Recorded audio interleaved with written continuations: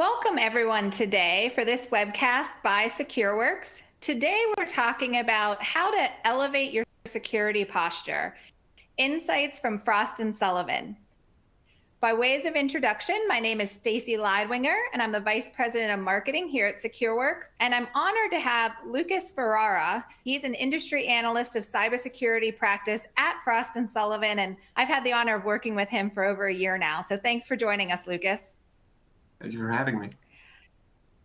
Now, before we get started, and we have a few that are coming in, I always like to do a few housekeeping. Number one question we always get is, will this webinar be recorded? Yes, it is recorded, and we will send it out to you afterwards, so feel free to share with others.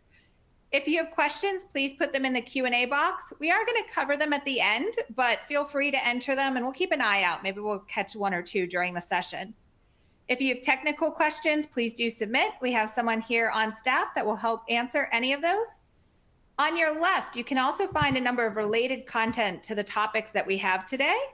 And as we close out, we will ask for your feedback on the survey. We really do take those survey results seriously, and we try to alter the content to make sure that it's most valuable for all of you all the time. All right, now with that, we're going to jump in, and I always like to start with a poll so that we best understand our audience and we can tailor some of our questions to all of you. And so to start today's poll, we're going to ask, what is your top cybersecurity challenge? I'm going to bring it up. I'll give a few minutes for everyone to tap into their answer. And we did have quite a debate. Should we allow you to pick more than one? Because it doesn't seem like it's ever one, but we did decide to go with the top. So really think through, and all the things that you're working through, your plans for the next 12 months, what is the one thing that you're really trying to solve for? And the thing that's, most important to really improving that overall security posture. We're getting a few more in. Just wait another second here. I know there's quite a few to pick from. The other thing I will note while we wait for a few more is there are some emojis, and this is a new feature we're testing. So if there's ever anything that you like, you agree with, I always love to make this as interactive as we can in a virtual world. Feel free to share an emoji throughout the session. All right, let's see.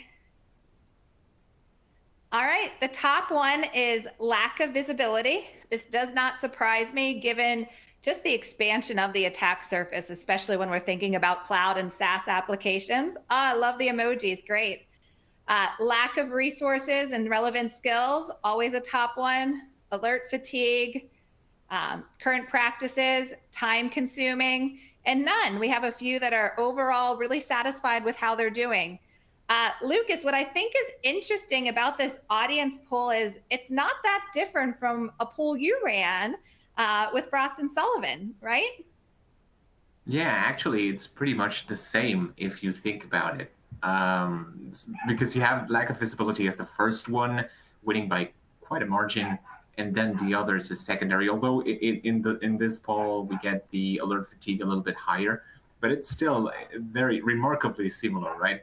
And it makes sense, right? So let me talk a little bit about the survey first. So these are results from the Voice of the Enterprise Security Customer Survey that we ran at Frost & Sullivan in 2023, where we had almost 2,500 participants from the US, Brazil, several European countries, Australia, and Japan.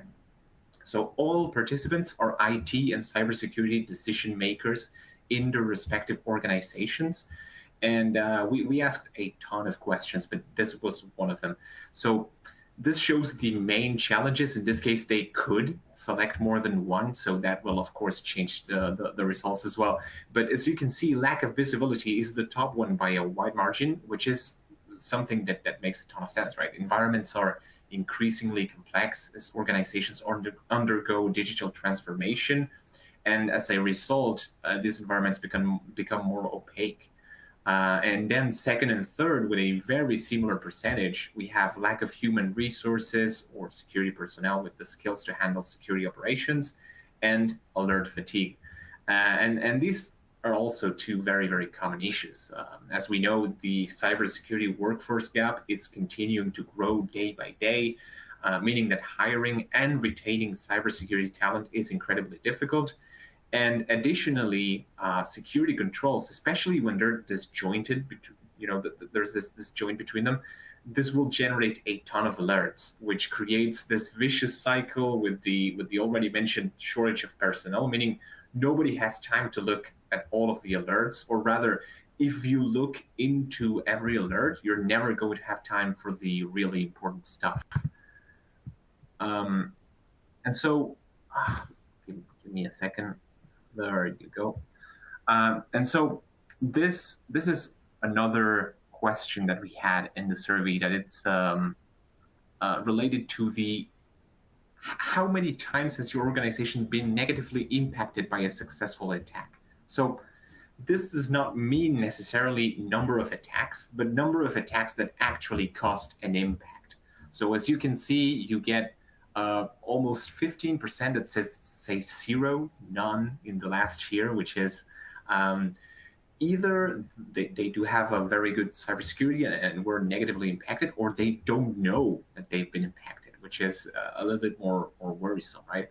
But otherwise, you can see that organizations have been impacted plenty, right? Almost 60% have been impacted more than 11 times in a year. That's an average of more than one a month, and that is definitely huge.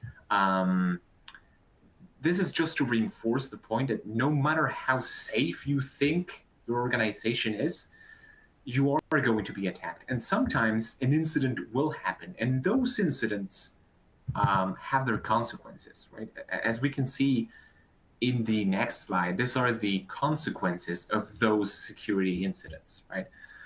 You have disruption of IT systems and availability as the first one, but then you get also loss of productivity, PII data breaches, intellectual property data breaches. These are all really important issues for companies, right? And so you also have to consider that you only have to be negatively impacted once for some of these to happen, right?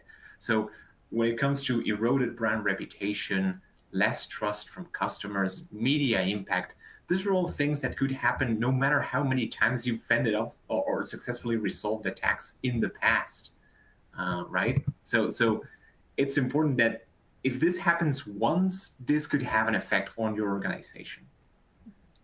And I think, Lucas, it's interesting. I did see a comment from Charles that one of his greatest challenges is convincing the C-suite, right, to make the right investments. And part of that is, I think, unfortunately, people have gotten accustomed to some level of a breach, and whether they've been able to remediate it quickly, whether that it had minimal impact maybe, or even now with some of the cyber insurance, organizations sometimes have a false sense of, well, it won't be that big of a deal. And I think that's one of the challenges, right, is looking at cybersecurity and the investment of not only avoiding these type of potential threats and impact, but then also looking at a business framework, right? Because it's not just avoiding the threat, it is efficiency gains. Can you do more with less if you're investing?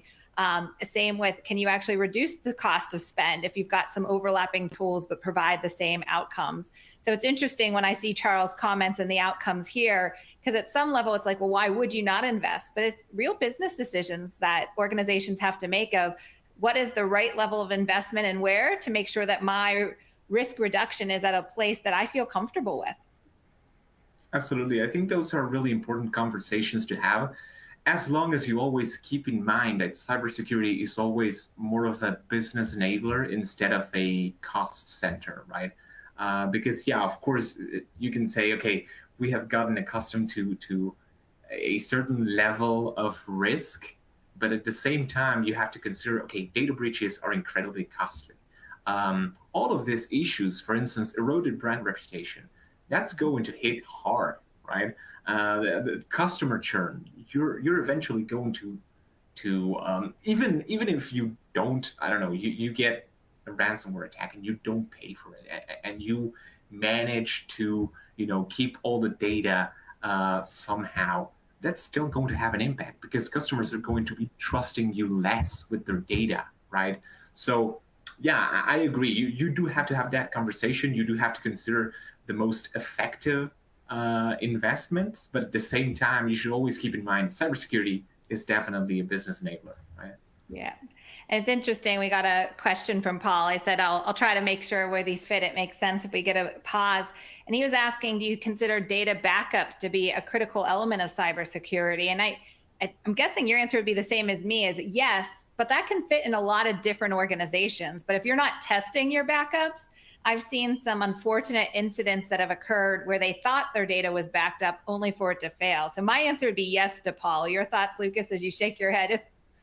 Absolutely. I mean, I agree. And also, you don't have to, rely on that. That's something that you have just in case. But at the same time, you do have to have several instances previous to that will allow you to fend off that attack, right? So if you reach that position where you need that backup, that's amazing that you have it. But don't just rely on that. Definitely. But it's, of course, it's more than useful to have, right? It is an element of a cybersecurity strategy, that's for sure. Okay. Let's move on to the next one. Here, what I want to talk about a little bit more is the challenges that organizations are facing, right? Because apart from all that we have already said, I think that you have to consider the fact that attacks are getting more sophisticated, and that really creates another vicious cycle of feedback between shortage of cybersecurity personnel, complex solutions and environments, and even more with sophisticated attacks, right? So when XDR emerged, we identified these three core promises of the solution that address these issues, right? So on one hand, we have cross-layer detection and response as one of those core promises of the solution, which means you need to have visibility across the environment. And that visibility should be something that, so imagine if you have only network security, for instance, or an endpoint security solution. Maybe your endpoint is detecting something that it considers to be an alert, but as you have no contextual information from other security controls, that gets flagged as an alert, and an analyst has to go through that, right? And maybe it ends up being nothing just because you were lacking that contextual information. Similarly, the other way around, sometimes you may get some information from the endpoint that says nothing by itself. But when you compare it and correlate it with information from the network, from even, I don't know, an IoT device, or other parts of the environments, you realize, hey, there's something fishy going on here, right?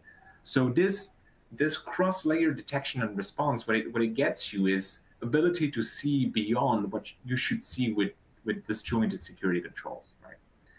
And this goes hand in hand with third-party integration, right?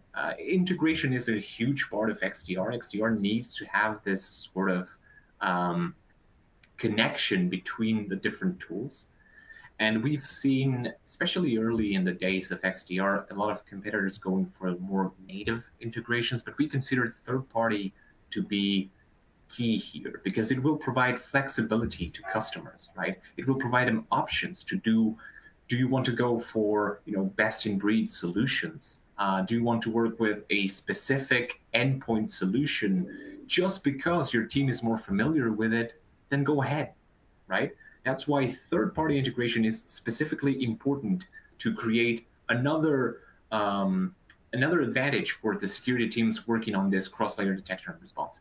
And finally, meaningful automation. What meaningful automation does is it provides you with more time, basically. So if you can automate the simpler tasks, then your analysts will have more time for what's really important, right? For the complex situations that require human reasoning, human, considering risk or solving other kinds of issues or puzzles in a way that machines cannot, right? So you can definitely have detection powered by machine learning, but at the end of the day, you can't allow that AI or that machine learning algorithm to do everything on your behalf. So it should be there, but it should be meaningful and allowing the analysts to do what they do best, which is making decisions, right? So that's why after that, what you get is all the must-have capabilities that an XDR solution should have, which are the ones that are on the right. So you need to have this visibility and actionability across the environment. So XDR is more than just EDR plus, right? When back in 2019, when they coined the term XDR, what many analyst firms were saying, and some vendors as well, they were saying, okay, XDR is the evolution of EDR. And while it's definitely great to have a very good EDR solution as the basis of your XDR solution, you need to be able to ingest data from any security control, from the cloud, from the network, from other environments. You need to have actionability there and to be able to orchestrate a response across those environments and across other security controls and solutions. So it's not just EDR plus, right? Then, well, we were already talking about advanced detection, right? So you need to be able to detect, and that is powered by machine learning, by AI, by threat intelligence, by correlation with data from other sources to discard false positive alerts and to realize that there are alerts that don't look like it at first, but they are the sign of something dangerous. Multiple ways of responding to threats, meaning automated actions and playbooks that you as a customer can set up. Others that can also be provided by the vendor, incident-based investigations, features such as a network that shows the entire attack chain to make it easier to understand how to provide incident response.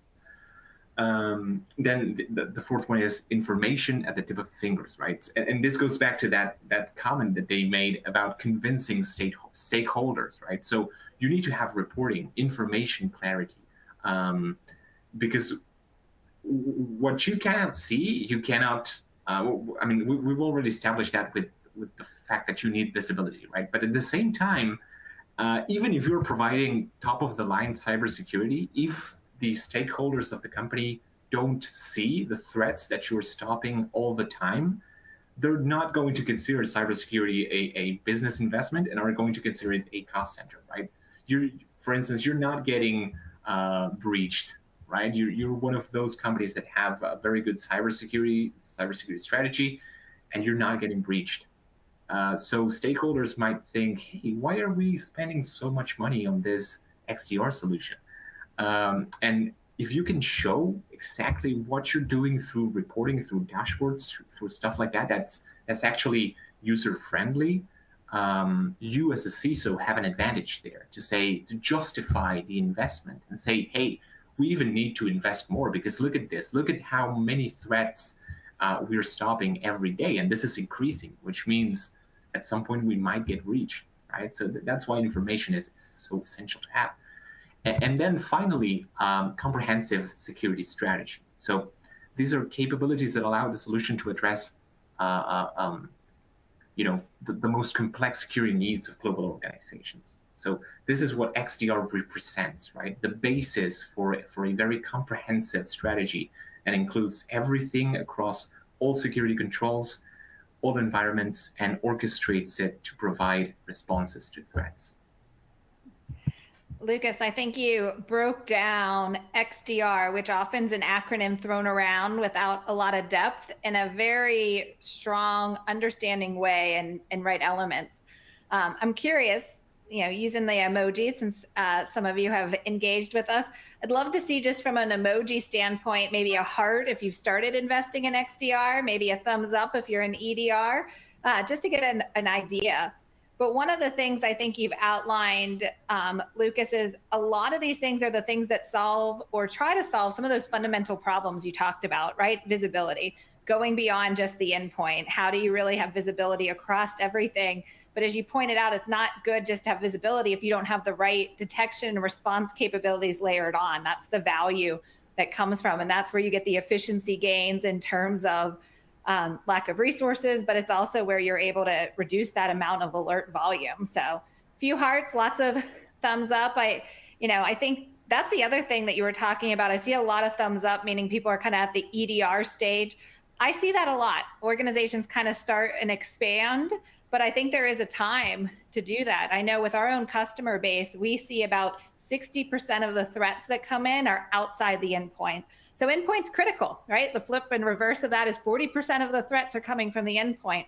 But the way that they're getting in is often now leveraging the fact that they can go through those cracks, whether it be through cloud or identity or other vulnerabilities in systems.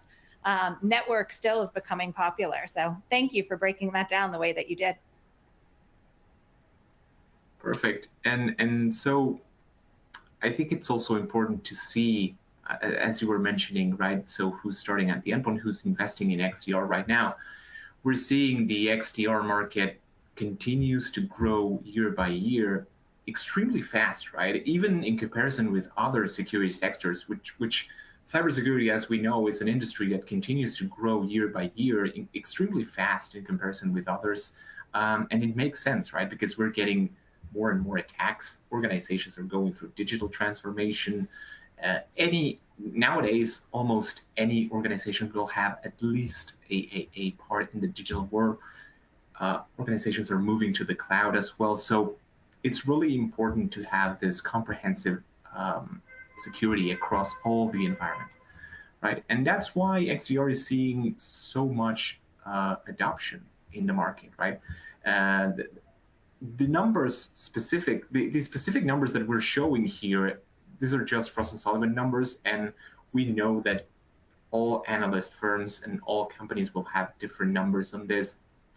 What we wanted to show is the growth, right? This is huge, and it will continue to be so, right? We are already out of the early adopters stage of XDR, and XDR is enjoying adoption across early majorities, and it will eventually go into the rest of the market, right? The late majorities. But this will continue to see growth for the coming years. XDR is here to stay, and that's because it addresses the most pressing issues in the cybersecurity market, like few other solutions can, right? And quick question here, Lucas, and I'd ask you to maybe give your perspective across the market, and I definitely have one at Cynthia. She was asking, do you think about DNS and PKI security as part of XDR just to ensure basics are covered throughout the supply chain? Yeah, definitely. That could be. I think that almost anything can be incorporated into a successful XDR strategy, right? As long as you have, maybe some vendors have their own solutions that they can integrate, or even SDKs, software development kits that they can use to integrate other solutions into it. That will, I mean, if you're the vendor, the XDR vendor that you select to partner with you has those features, that's amazing. And if they don't, you can ask them to perhaps include it or write it or whatever. But yeah, I can definitely see it as an important part of an XDR strategy. Absolutely. And I agree. I think you identify, and this goes to you, Cynthia, is it all depends on the platform you choose, right? While I think all XDR platforms have a lot of the core that you talked about, Lucas, some have less of the integration capability than others that are more on that open framework to pull it in. I would also say just not be careful of just pulling in data, right? I think one of the past challenges that some security analytics and SIM vendors have had is that they said yes to everything and pulled anything in. The real question is not only can you see it, but can you detect, can you block, can you respond to activities? And I think that's really the heart of the question, Cynthia, but I think this should be part of that overall strategy, right? You should be looking at these capabilities because you're right, the supply chain's critical that we need to protect. Yeah, absolutely. I think it's essential to understand that you should not be adding noise to XDR because it will just make its job harder. But at the same time, data from different security controls all across the environment and the supply chain and the infrastructure and everything could be useful, right? You just have to rethink what you're going to do with that data, but essentially, yes, absolutely agreed. Yeah. Well, and I think that choice goes into a little bit in terms of, as you look about kind of leaned in here around the adoption, right? Where are you seeing some of the adoption and what does that mean for the future, right? And I think that organizations are trying to identify what is the solution that's going to give me the most value and solve those problems. And I think this articulates that. Absolutely, yeah. When it comes to global XDR adoption, and this is among organizations that spend money on security operations solution, which means that they do have a certain level of maturity, but still this is good data. 46% of them are using XDR today. If you go to the general population, which is the almost 2,500 organizations that responded to the survey, you get 36%, which is still huge, right? 36% of all the market using XDR is a lot. And then you have a large percentage of organizations planning to add it by 2024. Of course, we know that this 40% is not going to materialize because stuff happens. Maybe you don't get the budget. Maybe you get, you change your security strategy. But it still shows a ton of planning to start using XDR, right? So this, I think, helps solidify the fact that XDR is going out of the early adopter stage and into the early majorities, right? Similarly, when it comes to XDR SIEM, so among organizations that use both XDR and SIEM, 39% of them are phasing SIEM out in favor of XDR. And further, 57% are planning to use SIEM for non-security purposes, which is essentially not the same, but has pretty similar results, right? So this is not about next generation SIEM, by the way. It's about good old SIEM. but we have seen a ton of XDR solutions adopt SIEM as one of its components, right? So I think this goes also to the fact that security is kind of converging, and XDR is a very good solution for this kind of convergence because it provides visibility and actionability across the environment, which is essentially what you need. So, yeah, I think this is important to show the success and the future of XDR as one of the most important solution categories in the cybersecurity industry, I will say. Mm-hmm. No, I agree. And I think just by the early poll that we did with the emojis, people are looking at it, right? Maybe not yet here, but that's what the survey results show. And I think the other important decision, this is something you, Lucas, and I have spoke quite a bit about, is, XDR is the platform to drive your security operations, but you called out really nicely that the point of this is to actually up-level your team, allow them to do more, maybe even allow more junior level to come in and learn quickly on the job as they start to understand, so the learning curve isn't so high. But then it's really, so who is your security operations team? And this is a decision that I think every organization needs to make for themselves. And I've seen organizations deploy XDR in all three of these models successfully. I've also seen them not deploy successfully if they haven't implemented the right surrounding frameworks to drive success. But the first is you have your own internal SOC that's available 24/7. It's global. You are supporting your security operations on your own on top of the XDR platform. We tend to see organizations that are maybe larger in size, well-funded security budgets, tend to be global, definitely have multilingual speaking capabilities. And then also they have vast exposure to a variety of threats and data. So we see this with organizations that are getting attacked in a variety of ways. They probably have a very significant hybrid environment with some legacy on-prem, but they've got cloud and identity. They've invested a lot into security and have built that talent up internally. And now they're looking for what is the best solution to drown out the noise, as you called out, and drive that efficiency within their own teams.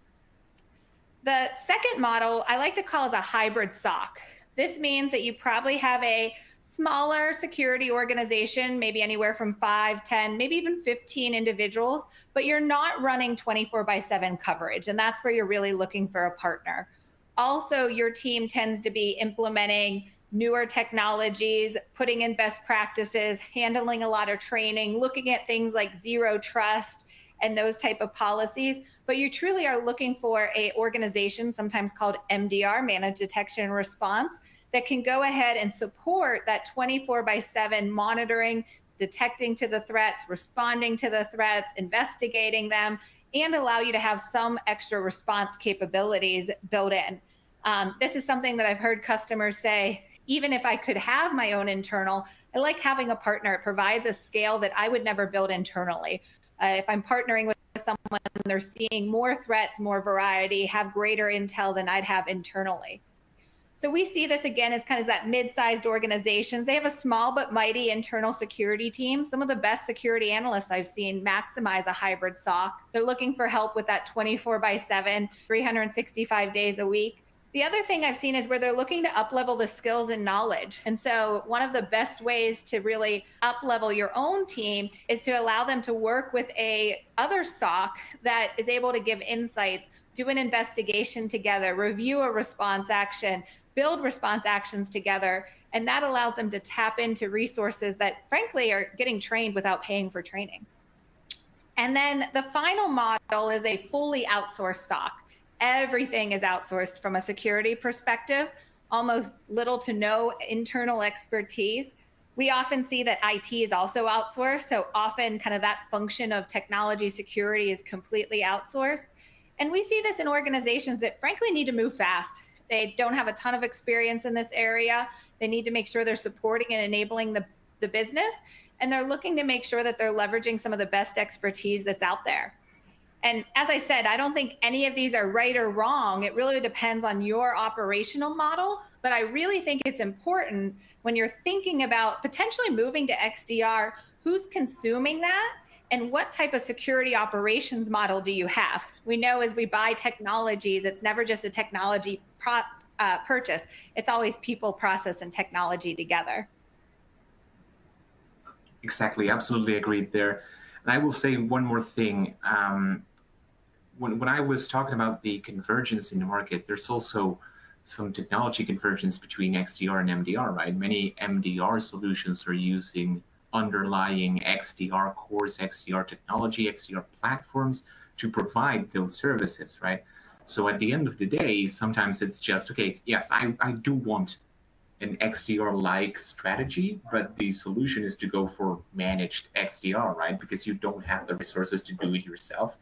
It's also important to understand the level of maturity that your organization currently has, because if you need help in developing, like you were mentioning regarding the desire to up-level skills and knowledge, right? Perhaps you're looking to train your team in different ways, and the best solution is to get a managed service to help you with that as well, right? You're still following an XDR strategy, you're still using XDR, but you're adding a managed component, right? And I really agree with what you were saying about the uplifting the people, the teams, right? I remember back when I studied anthropology in university, and when I joined the cybersecurity practice at Frost and Sullivan, in one of the interviews that they had with me, and usually after that, people always ask, so how does anthropology relate to cybersecurity? It seems like it has nothing to do with it. But at the end of the day, you're talking about people, right? If you analyze how security works within an organization, the most important entity through which, that connects with everything else, that connects with the cybersecurity solutions, that connects with the outside world, that connects with even many times cyber attackers, is the people, right? That's why cybersecurity training is so important. That's why you need to have solutions that work together with the people instead of being incredibly complicated. The trends right now are to simplify the UI, simplify how analysts can operate these solutions. And XDR is going through right now in the market generally, the trend is toward this simplification, right? Of creating these opportunities of collaboration, of interaction between the two cybersecurity teams. And that's what managed XDR is about. And that's what, you have to consider as well. So I would say, yeah, people are incredibly important in cybersecurity, and when you consider an XDR strategy for your organization. Great. I Fully agree. And I think looking at that, and you talked a lot about the vendor landscape, Lucas. I think one of the important things is not too long ago, you looked at the XDR vendor landscape, independent review. I know it was pretty thorough with lots of questions, lots of demos and customer interviews. But I thought if you didn't mind with the audience, just taking a little bit of time and talking about what the process is. And you scored us here at SecureWorks. So I know it was independent, but I always love to hear kind of your thoughts and call out, for some of the elements that we just discussed of what makes a good XDR. What were the things that stood out about SecureWorks in that realm? Absolutely. So first, what I will explain is a little bit about the Frost Radar, which is our competitive benchmarking tool. Basically, what we do is we take many vendors in the market. We create a questionnaire, we have them responded, and with all that information, we create this matrix after briefings of scores as well, of around sometimes even 40, 45 companies. And then we select the top ones to include in the Frost Radar. And the way we select the top ones is across two different indexes. One is growth, which includes, definitely market share, market growth, growth pipeline, strategy, and vision of that company in that particular market, and also innovation, which is all about technology, about R&D, about what kind of trends they're following, if they're trendsetters or trend followers. And then we set them up on this graph according to their scores. And as you can see, SecureWorks landed pretty highly among the leaders in the market. And the things that I've always, since my first briefing with SecureWorks, I've always liked the approach that the company has to XDR, right? Back then, the first thing that I will talk about is about this harnessing this combination between automation and the human element, right? So back in 2020, when we did the first XDR study, which had no radar attached because the solution was very new at the time, one of the things that we saw was that there was a major lack of automation capabilities across many XDR solutions, right? I mean, they were there, but they were not what they were promising to be in general, because it was very difficult to do. And what SecureWorks did in this case was add this human element in the form of the Ask an Expert feature, where you could contact any SecureWorks expert at any point, and you would get a response in less than 60 seconds about basically any topic related to cybersecurity, to your cybersecurity operations, right? They would help you understand an issue that you were having through a feature that was provided directly through the XDR platform, right? The XDR solution. So this would allow you to upscale and to uplift your team without the need of a managed service per se, but with the use of an XDR solution, right? So that was one of the things that we saw that really showed how the vision was not about providing any kind. I mean, of course, we're also considering that the SecureWorks solution has machine learning, AI, on all of that in place. But in order to be able to provide more for its customers, it would provide this feature that was incredibly amazing. And I even thought, hey, many vendors are going to copy this in the future. And and for the next XDR radar that we did all this competitive landscape benchmarking, we realized, yes, there are a couple of vendors doing it as well, but many still haven't kept up with that. So that's still amazing, right? So the SecureWorks has a focus on collaboration, empowering the customer security teams, right? Through all of these features, through providing additionally this vendor agnostic approach to XDR that's so important. Initially also, XDR was about integration, not necessarily vendor agnostic approach. That was one of the promises. But many vendors, what they were doing was they were integrating their own native solutions with the XDR platform, right? So that, while it's good, it doesn't provide any flexibility. And SecureWorks embraced this vendor agnostic approach to XDR from the start, and is still going on with that as one of the vendors that has the most open ecosystems out there, right? Additionally, SecureWorks has a very transparent pricing strategy that allows customers to see, okay, so if I need to expand my environment, if I need to add more endpoints, if I need to add anything, I know exactly what that's going to cost me in terms of security. So that allows the customer to expand freely, knowing that, okay, I will have to add this on top of my cybersecurity budget, but that's it. It's very clear. It's not opaque at all, and that definitely helps expansion and growth, right? Additionally, another thing that we see in SecureWorks that we love at Frost & Sullivan is the global expansion strategy that the vendor has, right? So North America is definitely the highest contributor to XDR revenue, and that's mainly because across North America, you can find the most mature companies in terms of cybersecurity. So it makes sense that they're adopting one of the most advanced solutions. However, we definitely see XDR spike up across Europe, across Asia Pacific, across Latin America, across all markets in the world. So it's important to consider those regions as well when it comes to developing an XDR strategy. And what SecureWorks is doing there is that they're providing a very good level of support in different languages, for example, in Japanese. They're also providing data centers in Europe to help when it comes to the regulations that Europe, we know it's very advanced in those terms, and they need to have those data centers not leave the EU, for example, stuff like that. And overall, I think SecureWorks really maintains a customer-first approach to XDR that really underpins its whole strategy. And that's why we also wrote the Customer Strategy Leadership Award.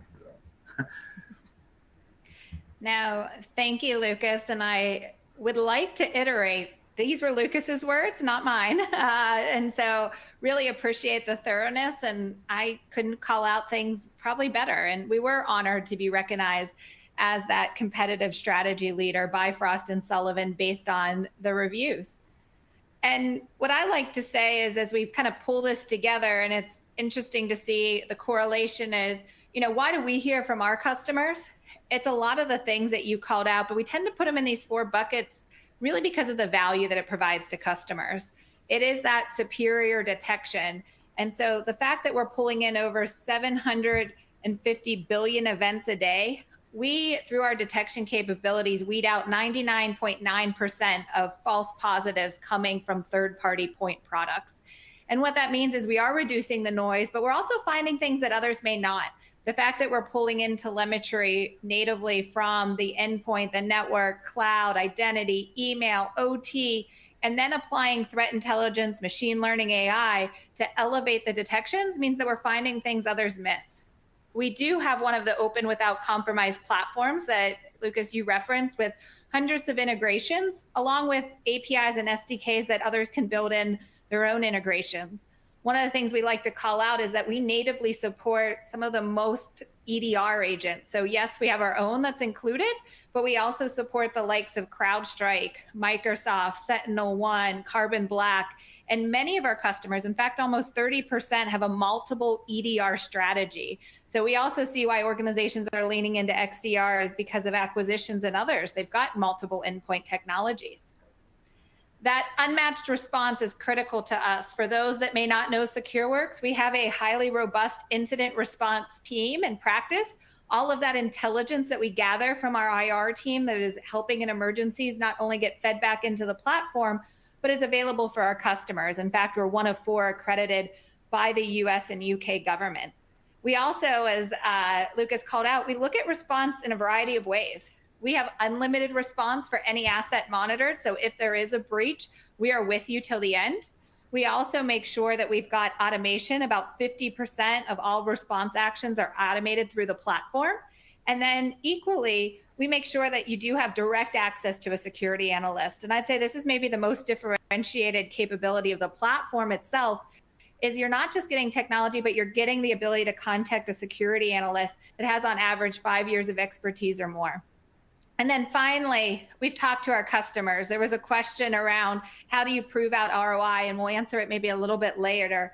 We do have a number of studies and models where we've proven to provide over 400% ROI to customers that leverage SecureWorks. And that's around cost avoidance of breaches, it's around savings around people and time and energy. It's also efficiency and retirement of some other point solutions.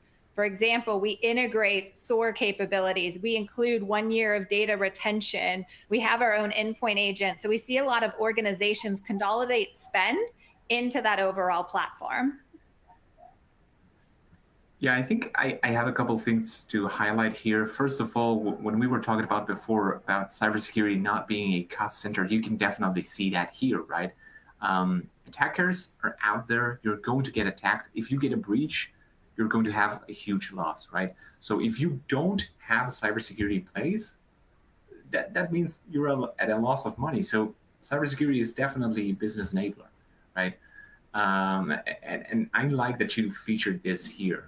And additionally, when it comes to integration, something that I wanted to highlight from the market, in third-party integration, while I mentioned that initially wasn't a big thing in the XDR vendor community, right now it's one of the biggest trends. Everybody is opening up their solution. Initially, you would see this difference between open and native XDR, and some vendors were going for this hybrid approach. Nowadays, almost no one is going for native. So the open approach to XDR has won the battle, I think. And while, yeah, definitely, if you do have your own EDR solution in place, that it's going to be much easier to parse and to work with and to correlate as an information for your XDR solution. It's not 100% necessary, right?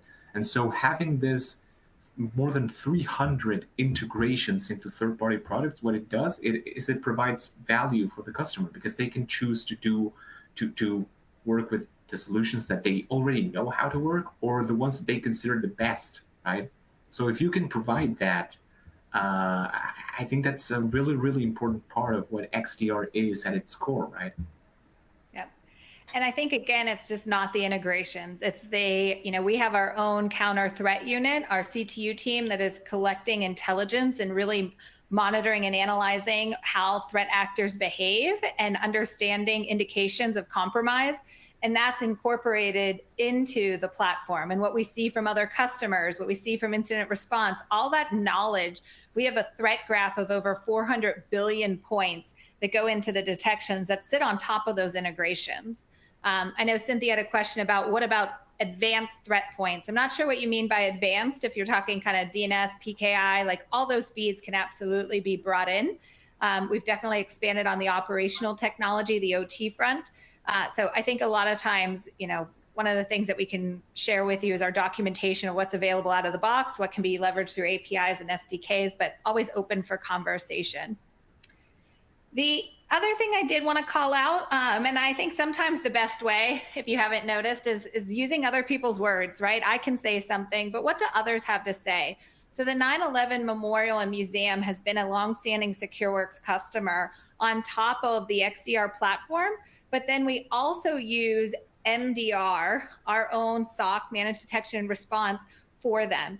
And really what it comes down to is they believe that we have fortified their security systems. They see a lot of malicious activity, especially at the network level, as you can imagine, an organization like theirs that's a monument. And what they feel is they know that if something's detected, it's real, and that will give them a heads up. And it's that feeling of safety that I think really hits hard as this customer and others. They feel like they've increased their security maturity. They understand their posture. They're getting the dashboards and reports that give them the visibility they need to feel like they're doing the right things when it comes to cybersecurity. I think it's really important to consider one thing that I really like about that quote is that it shows trust, right? And trust is the best thing that you can get as a cybersecurity solutions provider because that trust results eventually in increased security resilience, right? The customer will take your advice and modify whatever they need to modify in order to improve their security resilience. So I think trust is like at the core of a good relationship between vendor and customer. Absolutely. And then just to kind of leave you with this, if you visit our website, you can see more information, but this is high level around what our offerings look like. So if you look at the bottom, when it comes to SecureWorks, our platform is Taegis. And we have a number of security controls we offer out of the box. I mentioned we have our own agent. We've got our own network controls that does blocking as well. We have a vulnerability management, but then we integrate a variety of security controls that are out there that we've discussed. We then pull that all into our own data lake. That's where we parse and normalize the data and information. There we apply the intelligence. I mentioned our threat graph. We have AI models. We've got reporting and dashboards. We can prioritize by risk. And then we've got the response actions so that we can give that full entire workload when it comes to detection and response. So we're really helping organizations not only identify and protect, maybe block what they can, but then how do they detect and respond? And our average remediation time, the median, is 36 minutes. So we know based on our threat research, the average threat can linger and the dwell time has been going down about 24 hours or less. So the fact that we can detect, respond, and remediate within 36 minutes really ensures that we're building that trust with our customers and ensuring that they are okay. Then on top of that, we leverage a number of services. So I mentioned kind of MDR, where we can provide that 24/7 with our own internal SOC team. We've got sophisticated threat hunting, OT monitoring, vulnerability, our incident response, as well as security testing. I think there was a great question here that said, how do I convince my board? How do I convince my business that I need to invest more? I often say looking at either building out an incident response plan, doing if it's Active Directory you have or some of the other identity, doing an assessment, doing a vulnerability assessment. A lot of these tests and assessments will help you identify your security maturity and have a business conversation of where you can elevate. There's a question about, talk a bit about cloud XDR offerings and gaps. So this XDR solution of SecureWorks Taegis is cloud native. So it is deployed in the cloud. I personally think there's an advantage to that. We offer 1-year data retention included because of the efficiencies we've gained. We're not charging by the amount of data, we charge by endpoint. Our goal is to get as much data as possible. So when you talk about gaps, and I don't know, Lucas, if you've seen this, there still needs to make sure you're building it with kind of this overall big data framework in mind. Our belief is you need to get as much data in as possible to apply those detections and response. What we've seen in past lives, especially with some of the more on-prem SIM products, is people weren't putting their data in it. They weren't adding endpoint data. They weren't adding some of the network data because the cost was too high. Well, that led into detection gaps. So I think that's one of the biggest things, is making sure that you've got a robust enough platform that can handle the amount of data that you need, not only to run those detections, but also regulations. We haven't spent a lot of time talking about some of the regulations that are out there. The SEC in the US, there's new rules coming out from CISA, where you may need to be able to report around any type of material breach. And you might need to get information a year, maybe even 2 years out. So understanding the compliance is also a really important critical factor. All right. Going to be wrapping up here in a minute, but we would be happy to show a demo, free trial. All those are available in the resources, but I always like to show kind of what does it look like, right? What does the offering look like and how can I leverage it? So we're very big into not only giving information where security analysts can take action, but having visibility to understand. This is a security posture dashboard. Not only does it show an organization where their posture is, but it compares to them relative to where everyone else in the industry is.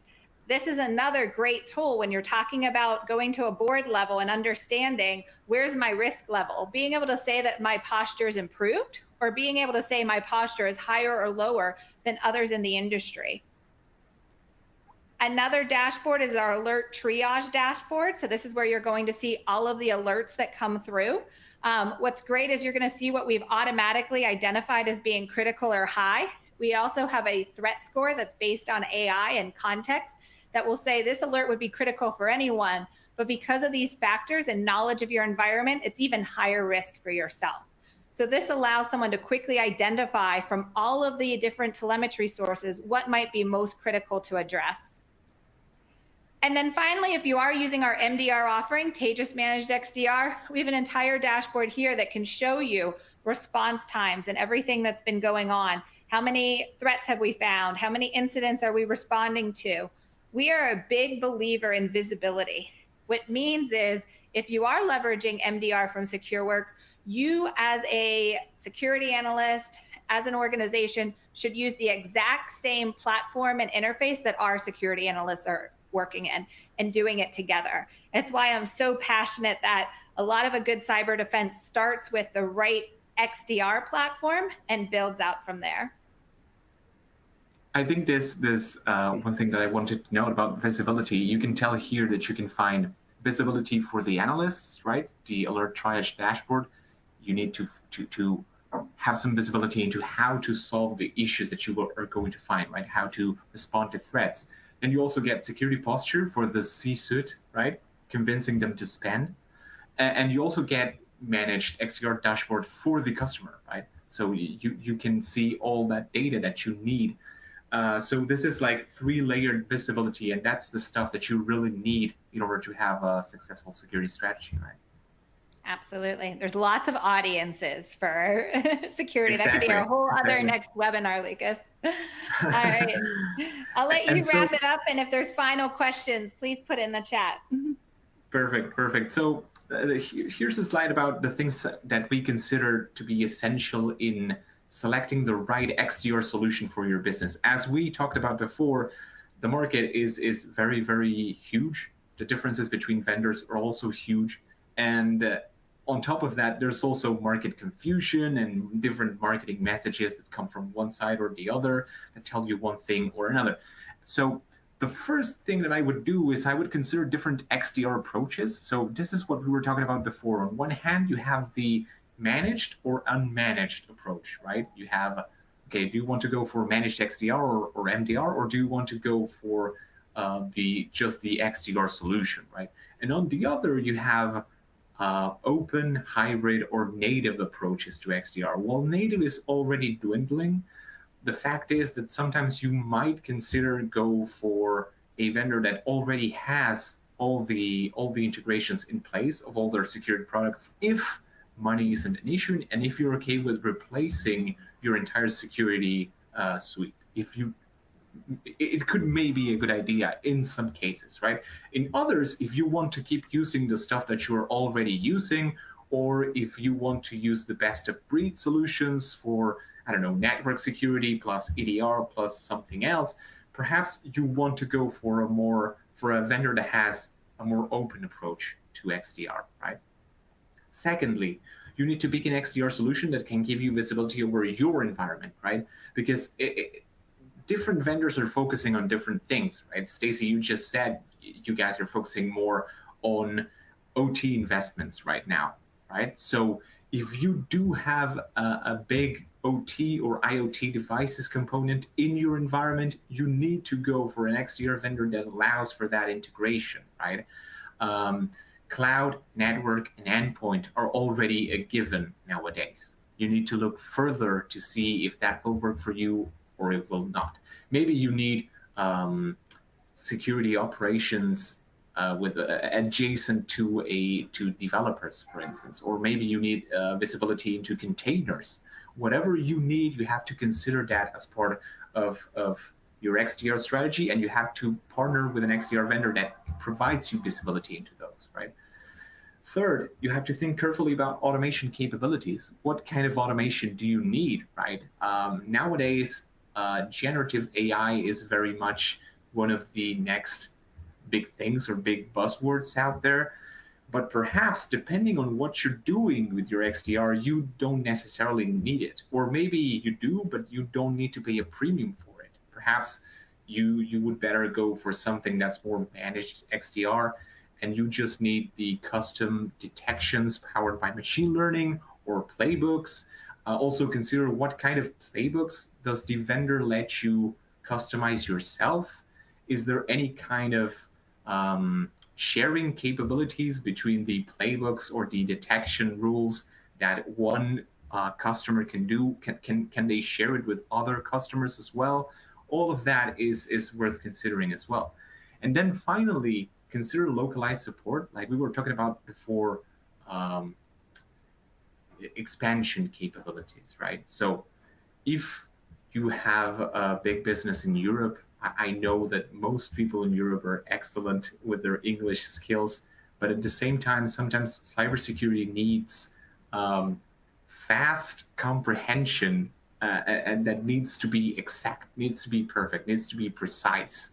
So you would better have, for instance, support provided in the language of your country, or the country that your organization is located in, right?